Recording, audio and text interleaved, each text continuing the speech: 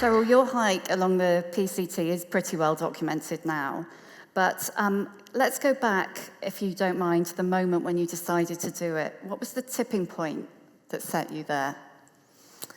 The tipping point. I think it was so many of those tipping points that we have, those moments of realization, like that. There's this line in one of my favorite Rilke poems, "You must change your life," and I think that moment almost always comes after more discreet or sort of subtle realizations, and that's where I was at that moment in my life. It was it was late 1994, and my mom had died about 3.5 years earlier, very suddenly of cancer. And in those few years, in the wake of my mom's death, I really had slowly but surely self-destructed.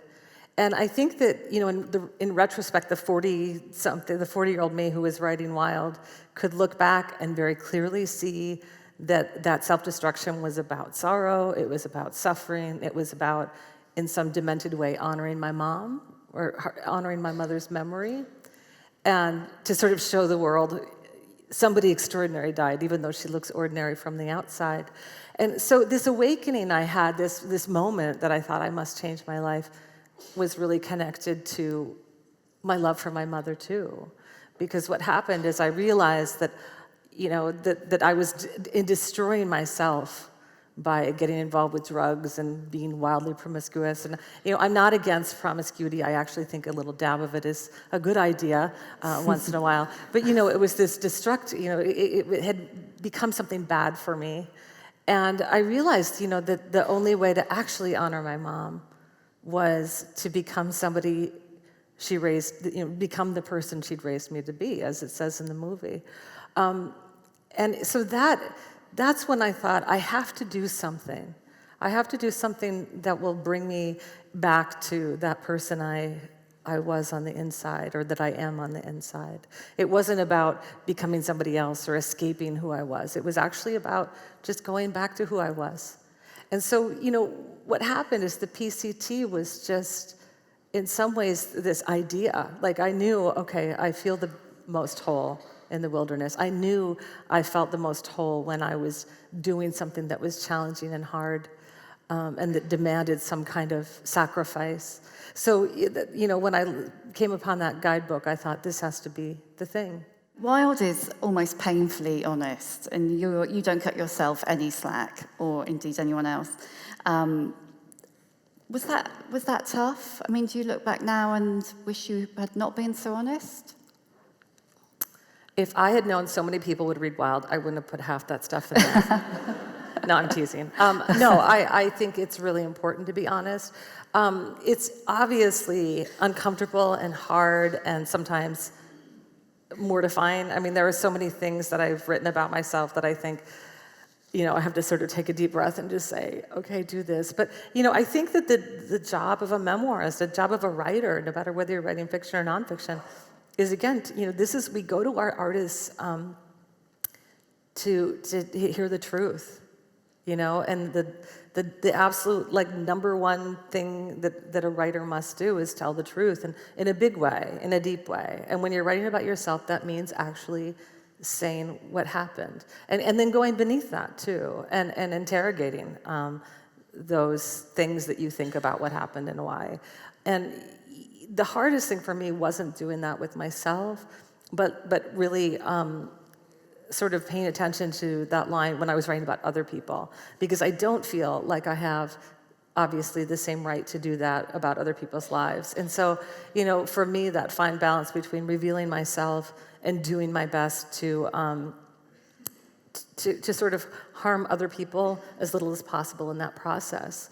So it's a tricky balance. Do you think in any way, because Wild was described as Hollywood's most feminist film of the year, do you think that counted against it when awards season came around? Oh, there's no question. No question.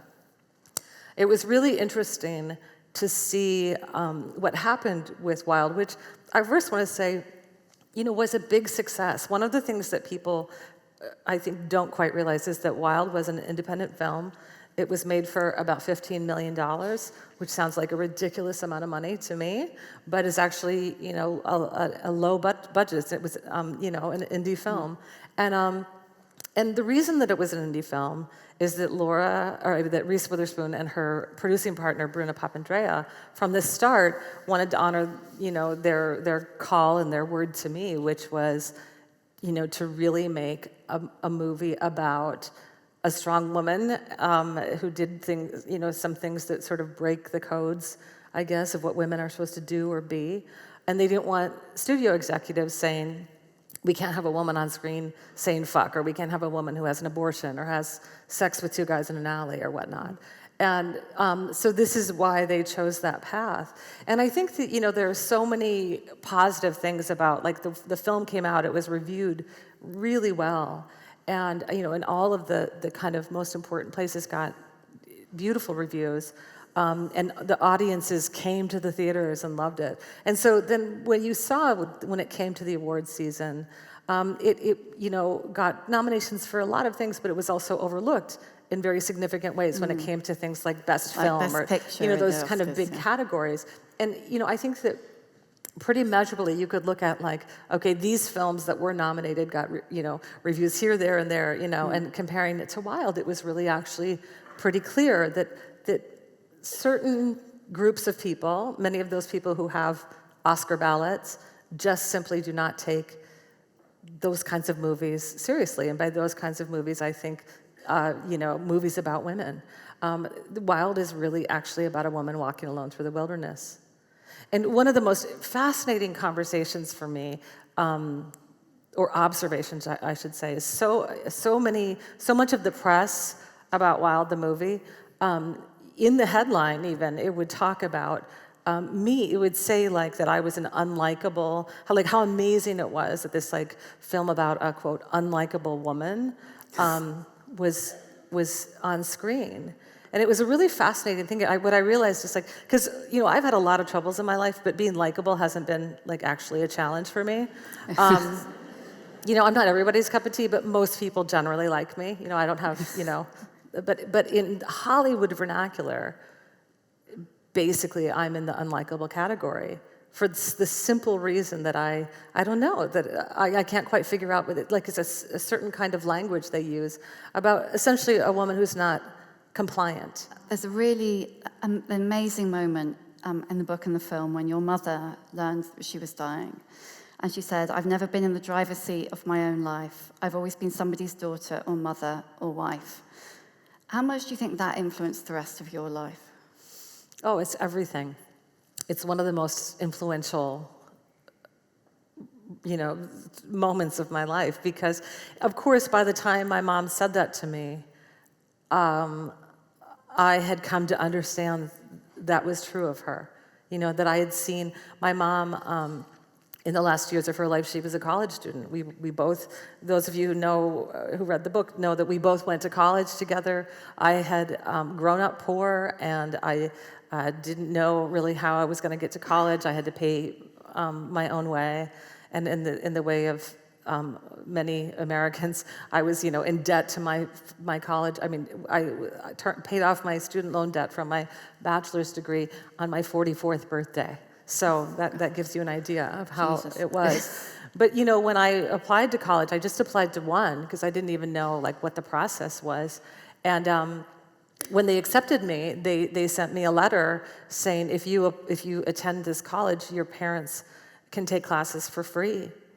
And my mother saw this and said, I've always wanted to go to college.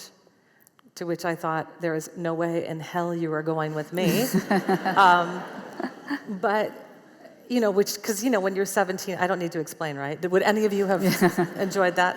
No, I didn't think so. But, I really didn't want her to go with me, but I also knew, I knew even then, even in the height of my youthful arrogance, that my mom had been this, incredible person against many difficult circumstances. She was this positive, joyous, loving figure in my life, and that I'd hit the jackpot really when I got her as a mother. And I didn't want to stand in the way of her in that opportunity. So she went to college with me, and we went that first year together, and it was just like the whole world opened up. And one of the worlds that opened up for me was the ability for me to see my mom. And I think that we all go through this. Obviously, as we grow up, we start to realize our parents are humans too, humans separate from what they provide for us. And so for me, to see my mom, when she died, we were both just about to graduate, and she died on the spring break of our senior year of college, and she was 2 classes short of her bachelor's degree. And she was really telling me the truth when she said, I've never been in the driver's seat. I've always been somebody's daughter or mother or wife. And it was a very painful thing for me for many reasons. One is that, I was her daughter. She was my mother. Part of what had held her back was me, my existence.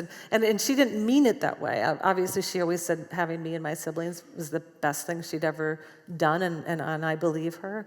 But I also know that, so much of her adult life was constrained by meeting our needs. And so I did take that to heart. I felt like part of my mission here was to fulfill my dreams, to fulfill my promise, to make good on all of those things that I wanted to be, because in so many ways I was doing it for her as well as me. I think that's what we all do. I mean, so many of you in the room, I'm sure, relate to this, that you had parents who made so many sacrifices for you. And, in the end, it was what saved me. Just like that feeling of understanding that I could not bear to be a woman who didn't make good on that promise, because it wouldn't just be squandering my own life, it would be squandering her legacy as well. So I did. Thank you. Thank you. Thank you.